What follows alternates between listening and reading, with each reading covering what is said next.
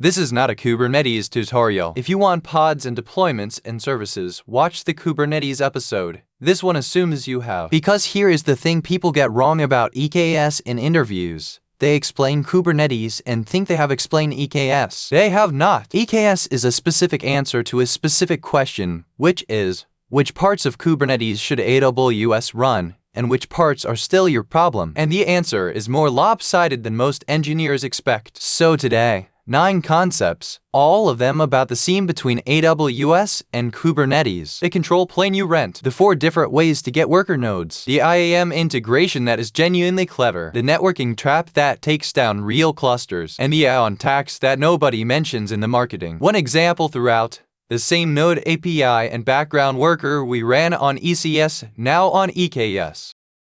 Here's the framing that makes EKS make sense. Kubernetes is really 2 systems glued together. There is the control plane, the API server EKT, the scheduler, the controller manager. This is the brain. It stores the desired state of your entire cluster. It decides where things run, and if it goes down, nothing new gets scheduled and you are flying blind. It also needs to be highly available across zones, backed up, upgraded on a treadmill roughly every 4 months, and secured. Because the API server is the single most attackable service in your infrastructure, running that yourself is a genuine, ongoing, specialist job. And then there's the data plane, the worker nodes that actually run your containers. Those are just EC2 instances with a kubelet on them. Running those is a normal EC2 problem. So EKS's entire pitch is, we will run the hard half. AWS operates the control plane. You keep the data plane. Everything in this episode follows from that split, including the parts AWS does not run for you, which is where teams get surprised. Concept 1. What you are actually buying, and what you're not.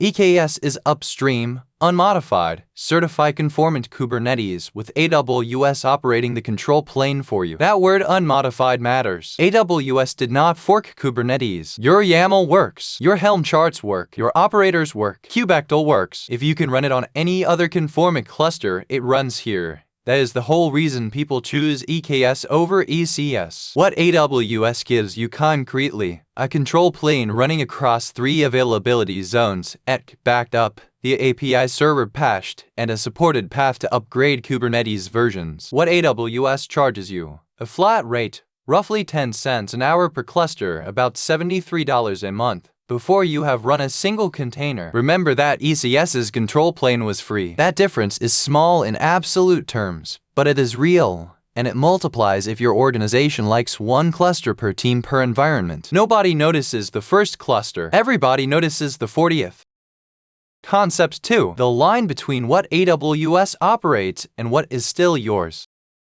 Draw this line and half of EKS becomes obvious. On AWS's side of the line, the API server EKT and its backups, the scheduler, the controller manager, multi-AZ availability of all of that, and patching. Genuinely valuable, genuinely a relief. On your side of the line, the worker nodes and their operating system, the container runtime, node upgrades and node draining, cluster auto-scaling, the CNI plugin configuration, the ingress controller metrics and logging agents, the DNS add-on, secrets integration, and very much, the Kubernetes version upgrade itself. AWS will not upgrade your cluster for you. It will tell you your version is going out of support. It will eventually force the control plane forward, and you must upgrade your nodes and check every add-on for compatibility yourself, roughly 3 times a year. That is the sentence that separates people who have operated EKS from people who have read about it. Managed control plane does not mean managed Kubernetes.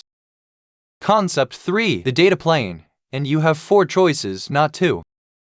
You need somewhere for pods to run, and EKS gives you 4 options. Self-managed nodes. You build the EC2 auto-scaling group yourself, with your own AMI. Maximum control, maximum work. Almost nobody should start here. Managed node groups. AWS builds and operates the auto-scaling group for you using EKS-optimized AMIs, and it handles the graceful drain and replace dance when you upgrade. This is the sensible default. Fargate. Yes, the same Fargate from your ECS episode. Each pod gets its own micro VM, you never see a node, and you never patch anything. But you also cannot run daemon sets, cannot use persistent volumes the same way, and the pod startup time is noticeably slower. It is best for spiky, isolated, or untrusted workloads rather than as your whole cluster. And fourth, Karpenter, which is AWS's open-source node autoscaler and is quietly the most interesting thing here. Instead of scaling a fixed autoscaling group, Karpenter looks at the pods that cannot be scheduled, works out the cheapest instance type that would fit them right now, and launches exactly that. Then consolidates and shuts nodes down when they empty out. For any cluster with varied workloads, it typically beats the classic cluster autoscaler on both bin packing and bill. Concept 4. IRSA. The AWS-specific PC will absolutely be asked about.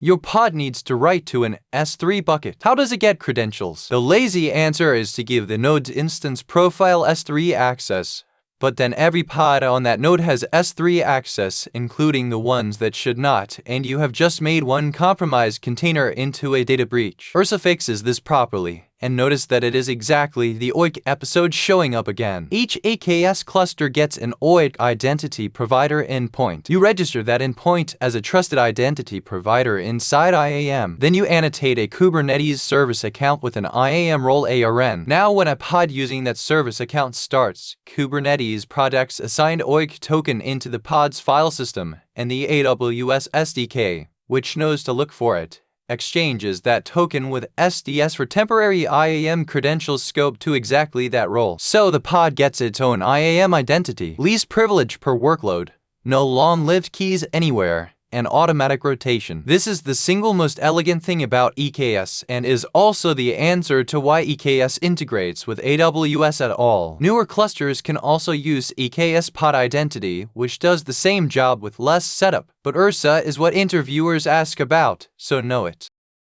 Concept 5. The networking model and the trap that takes down real clusters.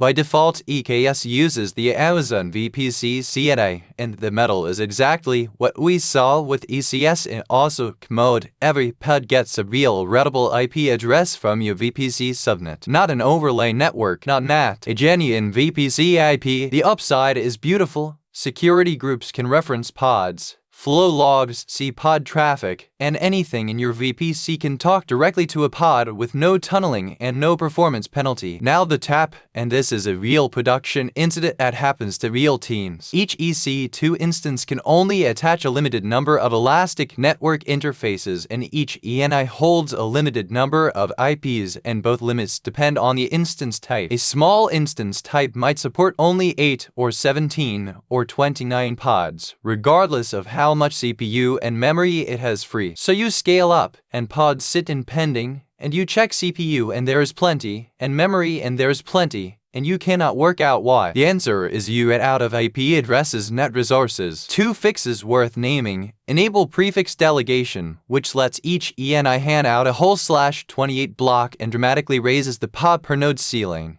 And size your VPC sitter for pods, not for nodes. This is a top-tier interview answer because it shows you have actually run the thing. Concept 6. How traffic gets in, and where the AWS load balancer controller fits. Kubernetes has the concept of an ingress, but Kubernetes does not provide an implementation. You have to install a controller that turns ingress objects into something real. On X, that is the AWS load balancer controller, and you install it yourself. It does not come with the cluster. Once it is running, 2 things happen. Create a Kubernetes ingress, and the controller provisions an application load balancer and keeps its rules and target groups in sync with your services. Create a service of type load balancer, and it provisions a network load balancer. And here is the detail worth knowing. In IP target mode, the ALB registers your pod IPs directly as targets, which it can do precisely because of the VPC CNI we just talked about. Traffic goes from the ALB straight to the pod, skipping the kube proxy hop entirely. Fewer hops, lower latency, and you can see individual pods as targets in the console. Notice the shape of this, the same ALB doing the same job as an ECS, but reached through a Kubernetes abstraction and a controller you had to install. That pattern, Kubernetes abstraction, AWS implementation, controller in between, installed by you, is EKS in a nutshell. Concept 7. Everything that is not in the box, and this is the part nobody warns you about. A brand new EKS cluster is not a platform. It is a control plane and some nodes. Here is a realistic list of what you install before anyone can ship anything. The AWS Load Balancer Controller for Ingress, an autoscaler, Cluster Autoscaler, or Karpenter. The EBS CSI driver if you want persistent volumes at all. It is a separate add-on and it surprises people. The metrics server, because horizontal pod autoscaler does not work without it and it is not installed by default. External DNS, if you want Route 53 records to follow your services. Cert Manager for TLS, Fluent Bit or similar, to get container logs into CloudWatch. External Secrets or the Secrets Store CSI driver to get Secrets Manager values into pods. And whatever observability stack you like. AWS has made this a little easier with EKS add-ons, which install and version manage some of these for you, and with EKS Auto Mode, which is a newer option where AWS manages compute, storage, and networking add-ons in exchange for a premium. But the default experience is you assemble the platform. That assembly and its ongoing upgrade burden is the real cost of EKS, not the $73 a month. It is roughly a person. Concept 8. The treadmill, because Kubernetes does not stop moving. Kubernetes ships a new minor version roughly every 4 months, and EKS supports each version in standard support for about 14 months, after which you pay extended support fees and eventually get force upgraded. So this is not optional and it never ends. The order matters and interviewers like this. First you upgrade the control plane, one minor version at a time, you cannot skip. Then you upgrade your node groups to match, because the kubelet is allowed to be at most a few minor versions behind the API server, never ahead. Then you fix your add-ons and your manifests, because deprecated APIs get removed, and this is where things break. A chart that used a beta API version that no longer exists will simply fail to apply. The disciplined answer to how do you manage EKS upgrades is read the deprecation notes before you touch anything. Run the upgrade in a non-production cluster first. Use managed node groups so the drain and replace is handled for you. Respect pod disruption budgets so draining does not take your service down. And do it on a schedule rather than in a panic when support expires. And here is the honest comparison. This treadmill does not exist on EKS. That is a genuine, ongoing, recurring cost of choosing Kubernetes, and pretending otherwise in an interview will not impress anyone who has done it. Concept 9. When EKS earns its complexity.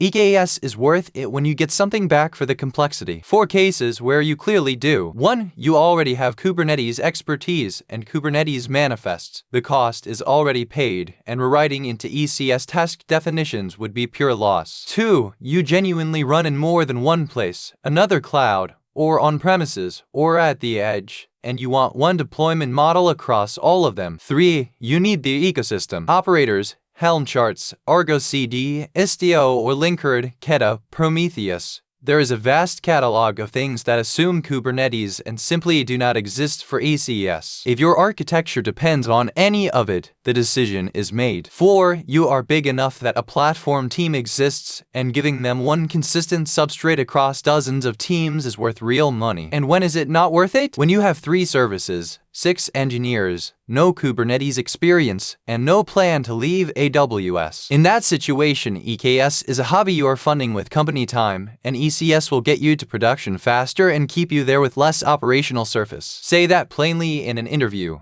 The willingness to not choose Kubernetes is itself a strong signal. Let us put it back together. EKS is upstream, unmodified Kubernetes with AWS running the control plane, highly available, patched, and about $73 a month per cluster. That split is everything. AWS runs the brain, you run the nodes, the add-ons, and the upgrades. 4 ways to get a data plane: self-managed, managed node groups, Fargate, and Karpenter, which is the one worth learning. IRSA gives each pod its own IAM identity through an OIDC token exchange, and it is the most elegant thing in the product. The VPC CNI gives every pod a real VPC IP, and it will exhaust your IP addresses long before your CPU, so learn the words prefix delegation. Ingress becomes an ALB, but only after you install a controller. The add-on tax is real and it is roughly a person, and the upgrade treadmill runs 3 times a year forever, a cost EKS simply does not have. Which sets up exactly one more question. Given all that, which should you actually pick? That is the next episode. Subscribe.